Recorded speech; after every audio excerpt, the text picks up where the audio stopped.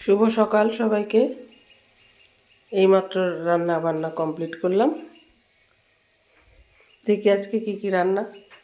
এই যে ভাত রোজকার মতো, আর এইখানে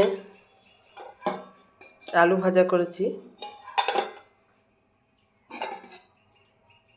ডাল সিদ্ধ করেছি।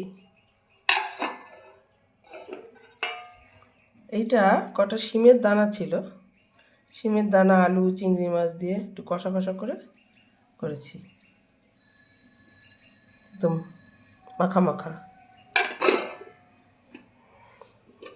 আর এখানে পাবদা মাছের ঝোল করেছি,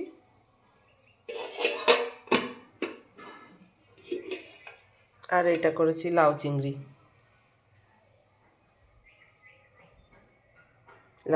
করেছি। এই আজকে রান্না। আর এইগুলো সব কালকের একটু একটু আছে, সয়াবিন সজনের ডাঁটা এইসব। তো এই আজকে আমার রান্না। রাখছি।